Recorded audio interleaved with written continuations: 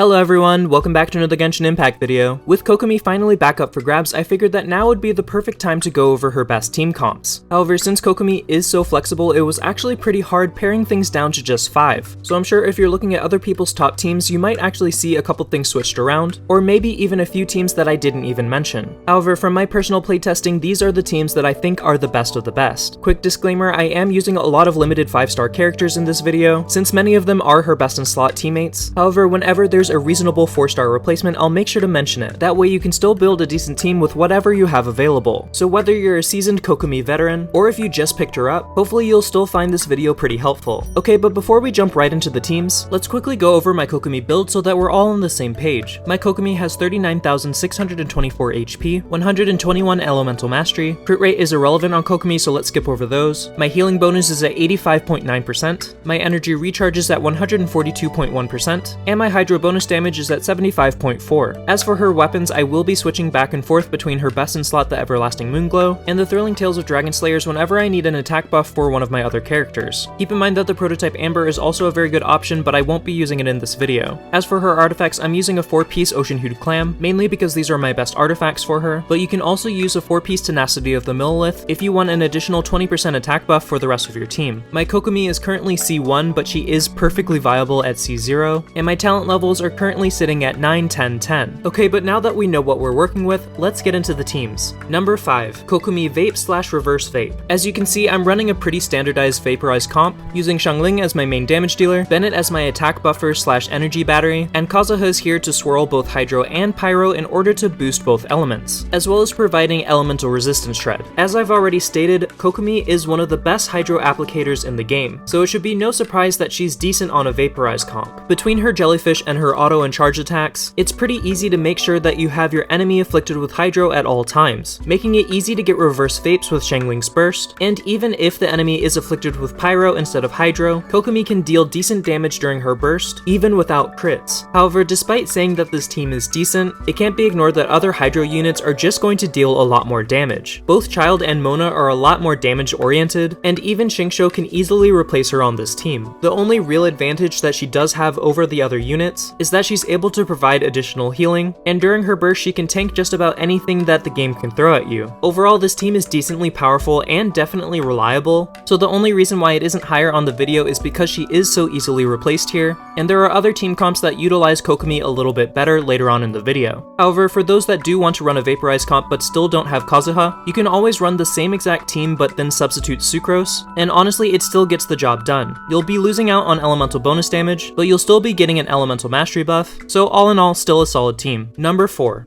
Sukokomon. Wait, but Ark, isn't Sukokomon like a top meta team? Why isn't it placed any higher? Well, while Sukokomon is a pretty decent team, after playtesting it pretty extensively, while I do have to admit that it is a strong composition, it also does have a lot of drawbacks. So here's the thing, if you have all of the working parts and you do manage to get a solid rotation going, then this team actually has a very high damage output. This is because you're constantly triggering multiple elemental reactions at once. So on top of getting the raw damage from all of your individual characters, you're also proccing Electrocharged, Overloaded, Vaporize, and Swirl all back to back or sometimes at the same time, which starts to add up pretty quickly. However, if you do mess up your rotations, or you miss certain timings, or your characters don't have the proper energy requirements, or even if your characters don't have the right weapons equipped, then things can go downhill pretty quickly. While I was able to get a pretty solid clear, I still did mess up here and there, and it mainly boils down to it just having such a high technical requirement. Not to mention if you randomly get hit, or you place down a skill in the wrong location, then it can really mess up your team synergy. However, one thing that Kokomi does have going for her is that she's technically the only Hydro character that actually fits this team comp.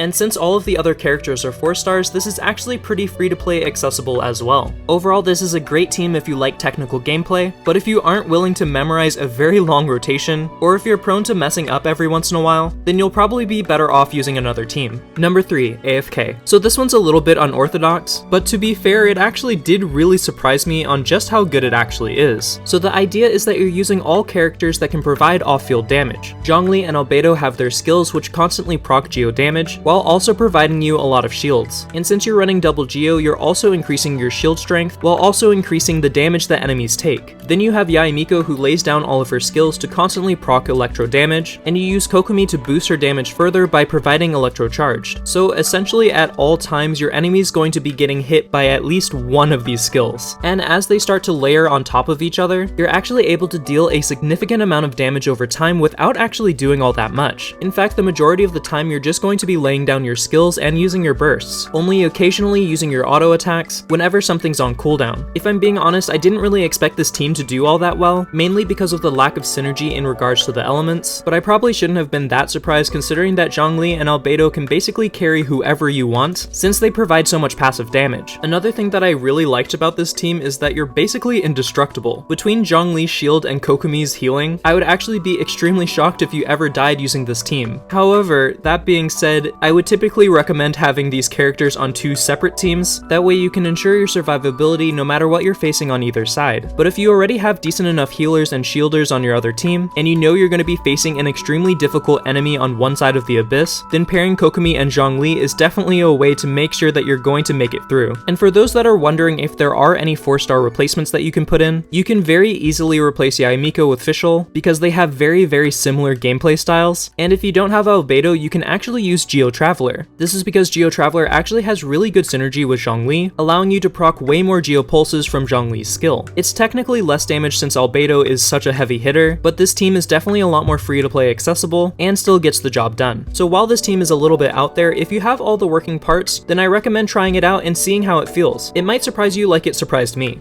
Number 2. Kokomi Taser Driver and Kokomi Taser Enabler. So I'm actually sticking 2 teams in this slot because while both are technically Taser comps, they do function very differently from each other. So I still want to go over the key differences between the two. Let's go ahead and start out with Kokomi as a driver. This is a team comp that's great for anyone that wants Kokomi out on the field as much as possible. While Kokomi isn't actually the main damage dealer, she is the key to making sure that you're dealing as much damage as possible. In this team, I'm using both Fischl and Beidou as my main off-field damage dealers, Kazuha to swirl both Hydro and Electro in order to boost their elemental damage, as well as lower Electro resistance, and Kokomi serves both as our healer, as well as an on-field Hydro applicator, allowing you to proc Electro charged 100% of the time. While you won't see any big damage per screenshot numbers, this team is still extremely good at whittling away enemy health bars. The main trick to making sure that this team works is having enough energy recharge. While this isn't too big of a deal with Kazuha and Fischl, you definitely want to make sure that you have enough energy on Kokomi and Beidou, because in order to get a good rotation going, you want to make sure that you have their bursts up almost 100% of the time. So try to make sure that you have as many ER substats as possible, and even consider putting in ER sands on Beidou, because in this team comp, consistency is more valuable than big damage, especially since Beidou's burst is going to be the one jumping back and forth between enemies, and is quite frankly going to be your largest source of damage. Also, while I do think that Kazuha is the #1 choice here, Sucrose is actually a very close second. This is because if you do equip Sucrose with the Hakushin Ring, she's also able to boost your elemental damage. It may not be as much as Kazuha, but hey, elemental bonus damage is elemental bonus damage. Either way, so long as you're fighting an enemy that isn't immune to Electro, this team when built right can absolutely dumpster just about anything in the game. Okay, but what happens if we swap out Fischl and Beidou for Raiden and Yae Miko? While still technically a Taser comp, this team starts to function a little bit differently. This is because both Yae Miko and Raiden Shogun require a lot more field time, but with enough investment and a few constellations, they output a lot more damage. So Kokomi ends up taking a little bit more of a backseat, but is still really important for team survivability and providing Electro charged. So unlike in the other team comp where she's driving the damage, it's more like she's enabling extra damage. And as you can see, when this team gets going, it really obliterates anything in its path. And for those wondering whether or not this team is still strong without the Abyss buff, I did try this team before this Abyss reset, and it was still extremely powerful then too. I currently think that this is the strongest and most well-balanced Taser team that we currently have available. Slotting in Child or Mona would probably give you a higher damage output, but then you start to lose out on the consistency from Kokomi's off-field Hydro application, as well as the survivability that she brings to the team. All in all, I think that this team is very powerful and consistent, so as long as you're fighting enemies that aren't resistant to Electro, then I really can't recommend this team enough.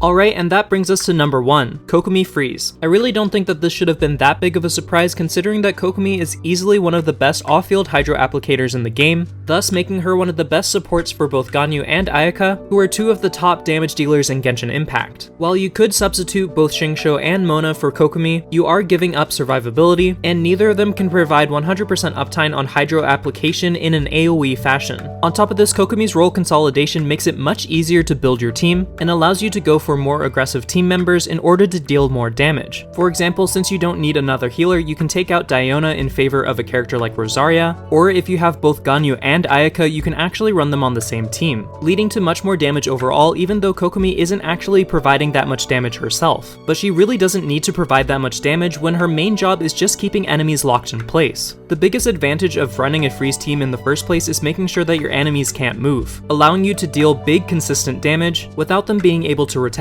Kokomi's jellyfish ticks so reliably and in such a big radius that so long as you're constantly reactivating it and replenishing it with her burst, you can easily guarantee that your enemy isn't going anywhere. Obviously, this only applies to enemies that can be frozen, but when applicable, a Kokomi freeze team absolutely trivializes hard content, because you're essentially fighting an enemy that can't fight back, and even if they do manage to hit you, you're not going to go down since you have Kokomi to heal you right back up.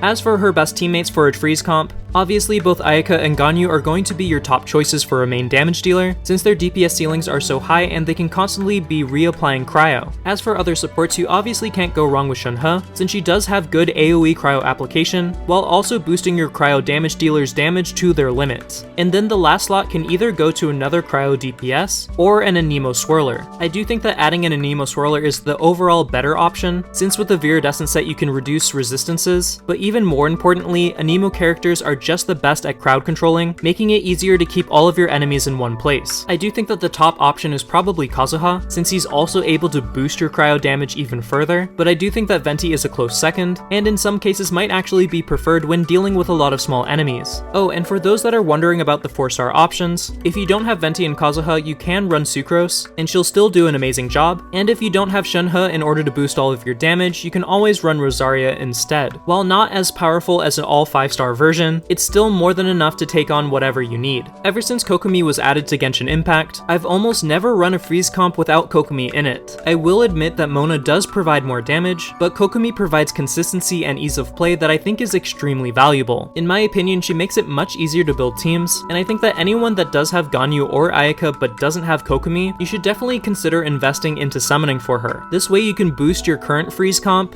while also freeing up Xingqiu and Mona for other teams. But hey, that's just my 2 cents.